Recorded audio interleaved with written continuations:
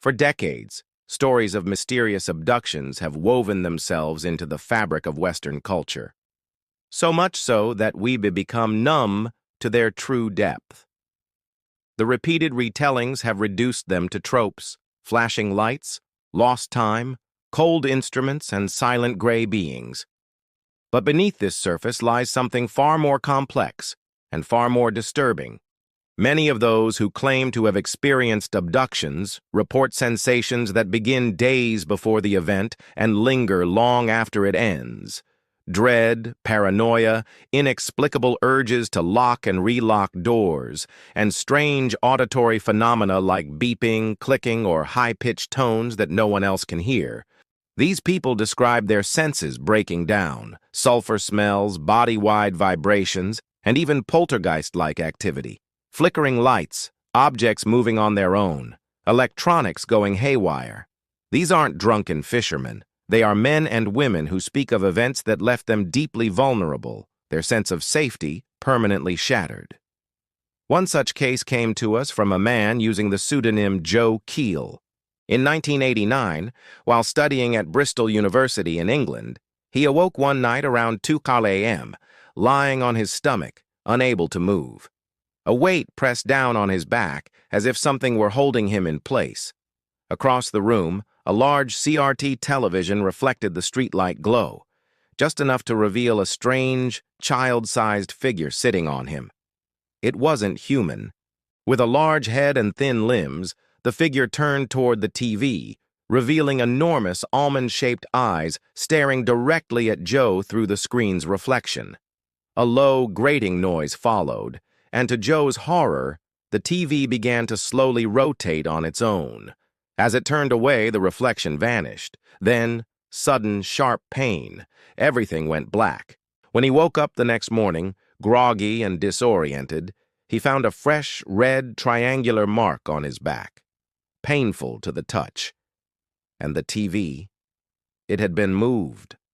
Joe insisted he'd never experienced sleep paralysis before or since, and the physical evidence left behind made it impossible for him to dismiss the event as a mere dream. As chilling as Joe's account is, it pales in comparison to what happened to Kevin Jones and his girlfriend, CLA, in the early 2000s. Living in Wisconsin, the couple began experiencing a week-long string of bizarre incidents. Kevin kept catching glimpses of a small black figure in his peripheral vision, always vanishing when he turned to look.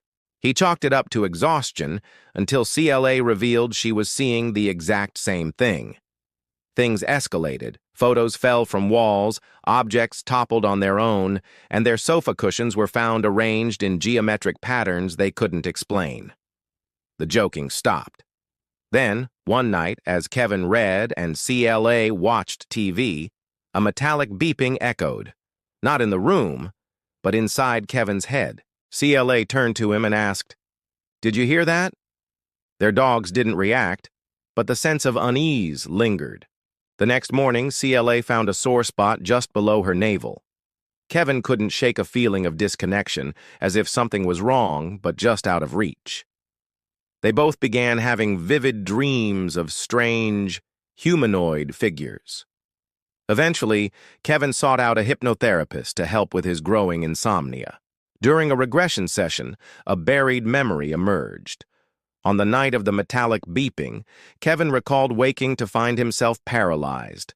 A dark figure stood at the foot of the bed. CLA was gone. Then he noticed her, floating, motionless, being pulled out of the room by another figure.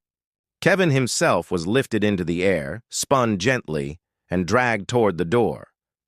A third entity, gray-skinned and small, met him in the hallway. The last thing he remembered was its face, inches from his own, staring into his eyes before everything went black. He remains convinced to this day that it was not a dream. Another man, born in Germany in 1988, wrote to tell us about his childhood friend Amal, who claimed to be in contact with aliens. She described them as tall, pale, and human-like, especially the females. Skeptical but amused, he once jokingly said, "Tell them I want to meet them." Weeks later, in the summer of 2005, he woke one night to a strange buzzing sound and the unmistakable feeling that he wasn't alone. When he tried to move, something held his hand down. A moment later, he watched a thin white hand retreat into the darkness. He turned on the light, but no one was there. It happened twice more. Eventually, terrified, he asked Amal to tell her friends to stop visiting. They never returned. Skeptics often point to sleep paralysis as the culprit. Indeed, many details, immobility, weight on the chest, looming presence, align with medical descriptions of this condition.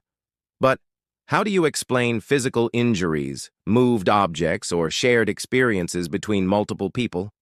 And what of the abductions that happen while fully awake, on quiet highways, in remote woods? Maybe these aren't physical encounters at all.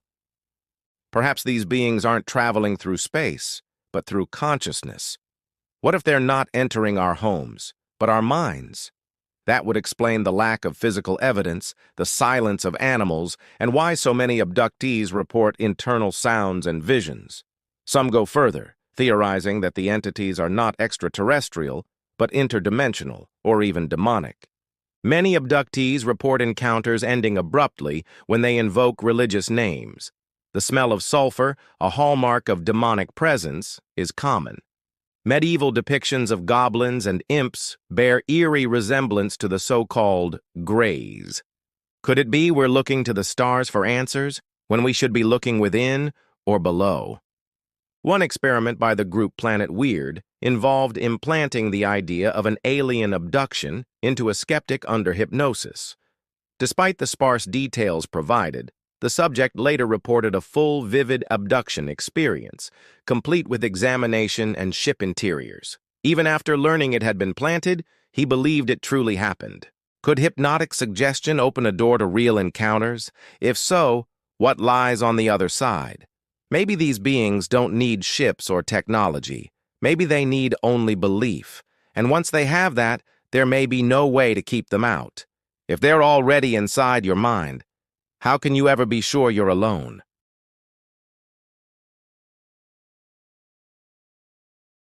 There are stories we hear and quickly forget. And then, there are those that claw at the back of our minds long after the screen fades to black. Stories that don't just feel strange, they feel wrong. This is one of those stories. In the autumn of 1997, Elisa Hartman, a 28-year-old geologist from Alberta, Canada, disappeared for nearly 36 hours during what was meant to be a routine solo expedition. She came back, changed, not just in behavior, but in presence. Her voice softer, her eyes distant, almost like something else had come back in her place. Elisa wasn't the kind of person who believed in the paranormal. She was practical, methodical, trained to observe, record, and explain. Her job took her into remote areas, and she relished the solitude. No fear of bears, no fear of darkness, just her tools, and the earth beneath her feet. That October weekend, she drove north along the Icefields Parkway, deep into the boreal wilderness, near a place locals call Deadstone Hollow, a jagged ravine untouched by modern infrastructure and rumored by indigenous tribes to be cursed. Elisa, of course, ignored the stories. She was there for the rock strata, not legends. She set up camp just before dusk, pitched her tent near a frozen creek bed, and documented her surroundings. Clear sky. Temperature falling. Forest is too quiet. No birds. That would be her last journal entry for nearly 2 days. What happened that night remained a blank space in her mind until the dreams began. But we'll come back to that.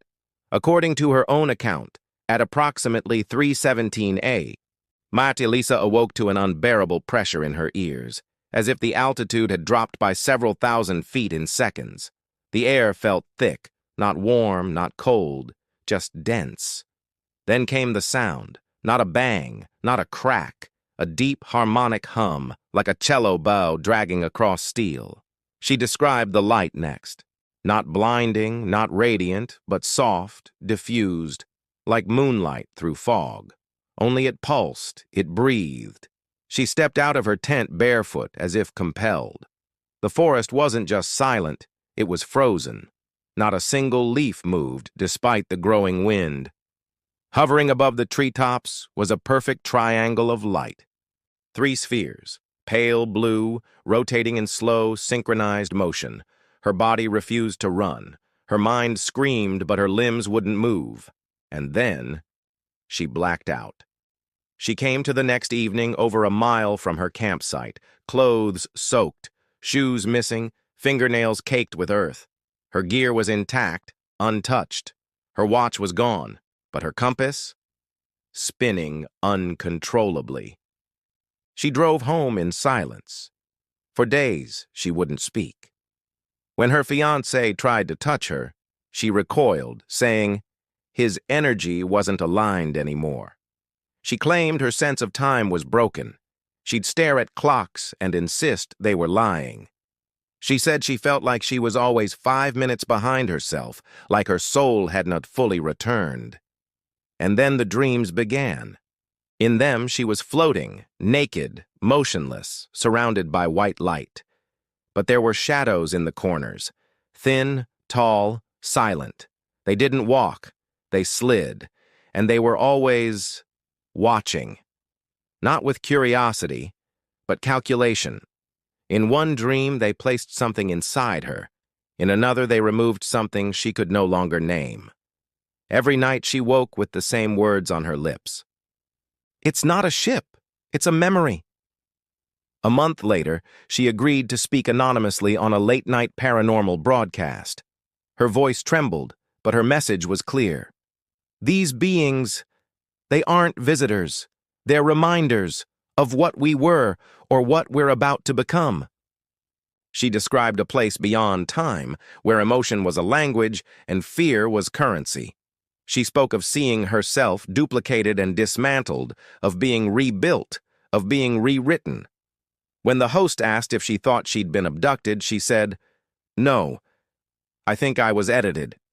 After that interview, Elisa vanished.